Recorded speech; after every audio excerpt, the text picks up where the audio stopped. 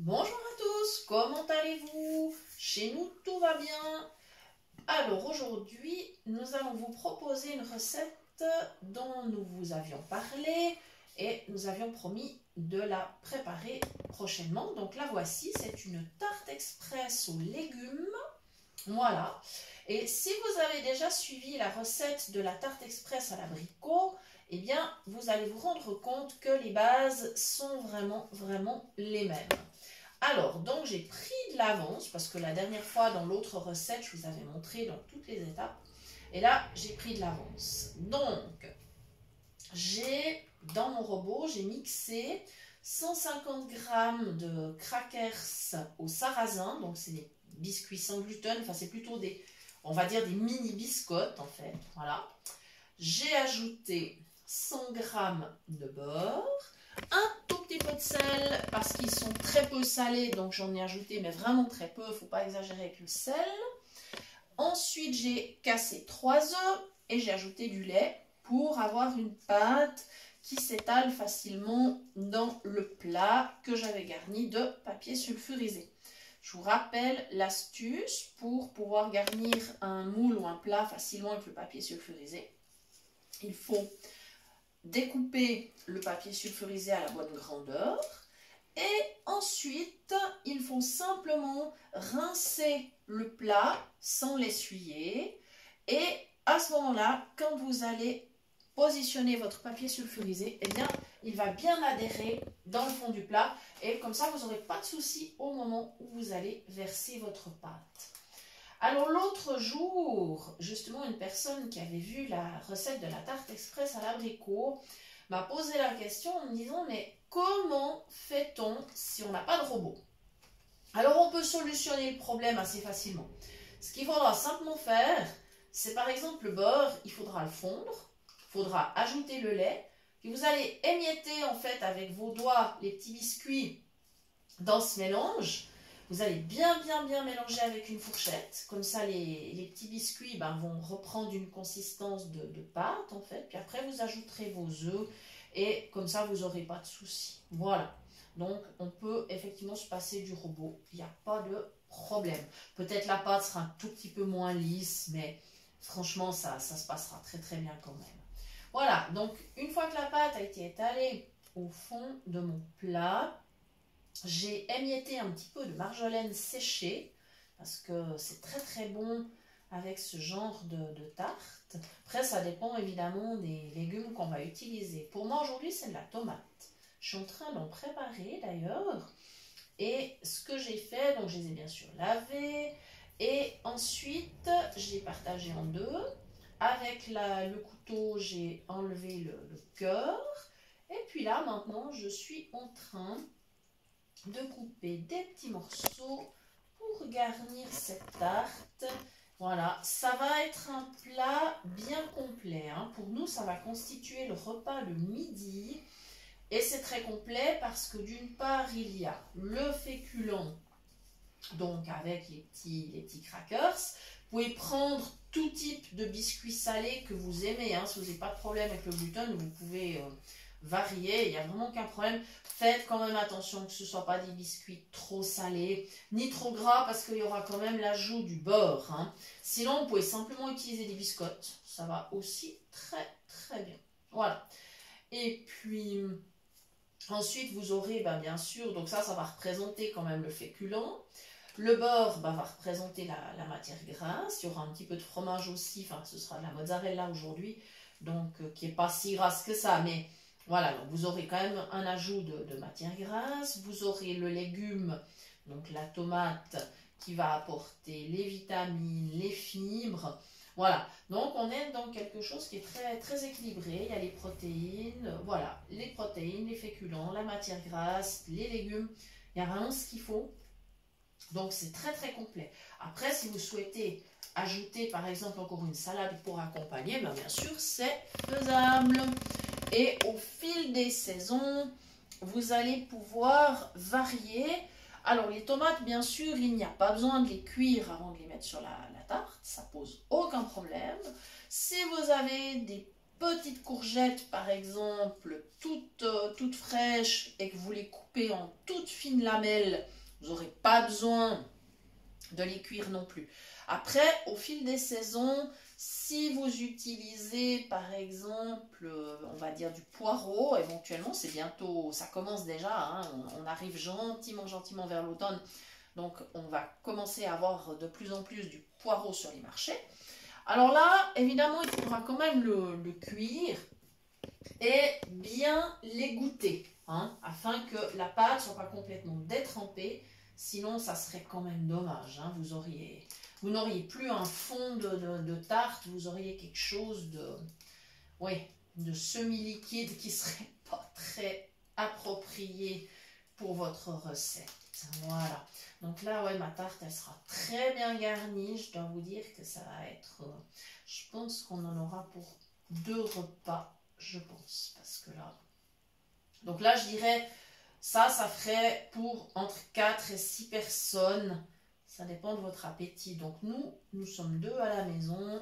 Ça nous fera bien 2 repas, ça c'est certain. Mais c'est agréable parce que ça se mange aussi très bien froid après. Hein. Il n'y a aucun problème. Voilà. Et puis c'est assez rapide à préparer comme vous pouvez vous en apercevoir. Voilà. On va encore profiter, hein, on est sur la fin de l'été, mais on a encore de belles tomates, on va profiter. Là, donc là, je touche avec mes doigts pour voir si je répartis bien mes tomates tout le tour. Sinon, c'est dommage. Si je laisse des espaces, c'est pas bien. Voilà. Alors... Si vous souhaitez, par exemple, aussi, quand vous préparez votre pâte, si vous souhaitez déjà, par exemple, mettre des petites herbes dans la pâte, ben c'est tout simple, vous les ajoutez tout simplement. Ça va parfumer votre pâte. Voilà. Vous pouvez mettre des herbes ou des épices. Voilà, après, c'est selon vos goûts à vous. Et encore une fois, en fonction des légumes utilisés. Voilà, ouais, ça va être bien. Ça va être bien. En disant que ça va être une tarte aux légumes, donc là, c'est une recette végétarienne.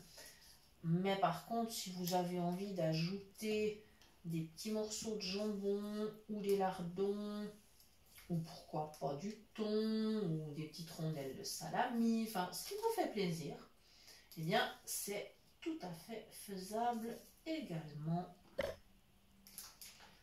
Voilà, la cuisine, c'est la créativité. Donc, on vous donne les bases et après, à vous de jouer. Par exemple, si vous faites une tarte, supposons, aux carottes, pourquoi pas, ou avec de la courge, hein, il y aura bientôt aussi sur les marchés les courges. Eh bien, par exemple, vous pouvez mettre du curry, c'est très bon. Ou pourquoi pas du curcuma, ou alors avec la carote, ou aussi même de l'ail. Voilà, c'est des suggestions comme ça. Voilà, mes petites tomates sont bien réparties. Il ne me reste plus maintenant qu'à aller m'occuper de mozzarella. Voilà.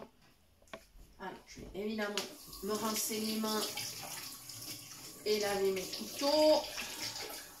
Voilà. Ouais, j'aurai une belle tarte bien garnie. Hein. Je vous garantis que voilà, ce repas sera bien complet. Voilà.